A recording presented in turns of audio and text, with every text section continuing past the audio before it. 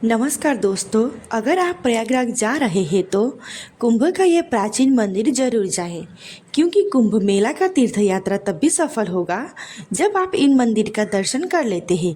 एक नंबर है नाग बासुकी मंदिर।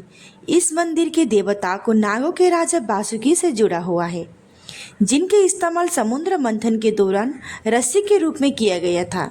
कहा जाता है कि समुद्र मंथन के दौरान नाग बासुकी काफ़ी ज़्यादा थक गए थे, तब भगवान विष्णु ने उन्हें यहाँ आराम करने के लिए कहा था।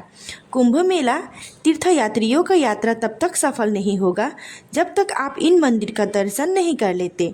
2 नंबर है सरस्वती कुंड। त्रिवेणी संगम के किनारे एक प्राचीन कुआं है।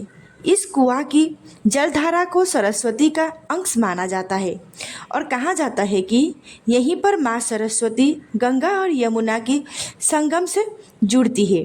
अगर आप कुंभ मेला आ रहे हैं तो सरस्वती कुंड जरूर जाए। नंबर 3, प्रयागराज के संगम के किनारे हनुमान जी का बहुत ही अनोखा मंदिर, जहाँ पर हनुमान जी का सोई हुई प्रतिमा की पूजा की जाती है। हनुमान जी के दर्शन के बाद ही पूरा होता है।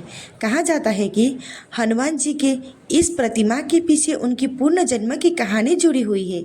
लंका जीतने के बाद बजरंगबली आपर कष्ट से पीड़ित होकर मरण सन्न अवस्था में पहुंच गए थे। तब माँ जानकी ने इसी जगह पर उन्हें अपना सिंदूर देकर नया जीवन और हमेशा आरोग्य और चिरायु रहने का आशीर्वाद दिया था। साथ ही माँ जानकी ने यह भी कहा था कि जो भी इस त्रिवेणी तट पर संगम स्नान पर आएगा, उस संगम स्नान का असली फल तभी मिलेगा जब वो हनुमान जी का दर्शन करेगा। नंबर 4, अक्षयवट। प्रयागराज के त्रिवेणी तट पर अकबर के किले में स्थित अक्षयवट को 300 वर्ष पुराना माना गया है। इसकी गोलाई 10 मीटर है, बहुत ही प्राचीन भी है। इस वृक्ष मुगल पद्म पुराण में कहा गया है कि जो लोग भक्तिपूर्वक अक्षयवट का पूजा करते हैं उसे सभी मुरादें पूरी होती है और पापों से मुक्ति मिलती है। महाभारत में भी अक्षय वट का उल्लेख किया गया है। किंवदंतियों के अनुसार एक बार ऋषि मार्कंडेय ने नारायण से अपनी दिव्य शक्ति का स्वाद दिखाने के लिए कहा।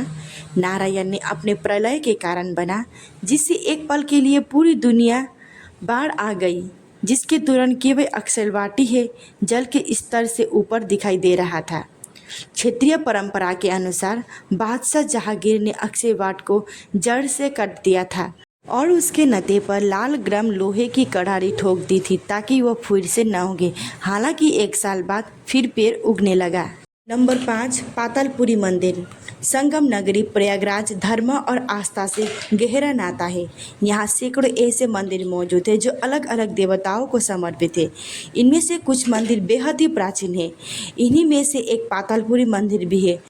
जैसे कि नाम से ही स्पष्ट है, यह स्थान जमीन के नीचे है।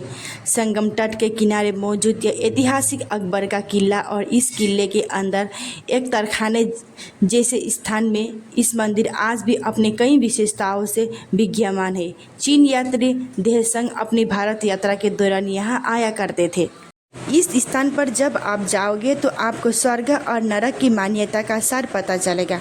कहने का तात्पर्य यह है कि जब आप सीढ़ियाँ उतर कर नीचे जाओगे तो प्रवेश द्वार पर आपको धर्मराज की मूर्ति दिखाई देगी और जब आप सीढ़ियाँ चढ़कर बाहर निकलोगे तो मृत्यु के देवता यमराज की मूर्ति दिखाई देगी।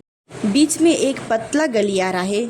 यह स्थान है हमारे कर्म का स्थान पृथ्वी लोक। इसके अलावा मंदिर के परिसर में 6वीं शताब्दी की मूर्तियां भी विद्यमान है। वीडियो अच्छी लगी तो कृपया चैनल को शेयर, सब्सक्राइब, लाइक कर दीजिए। धन्यवाद।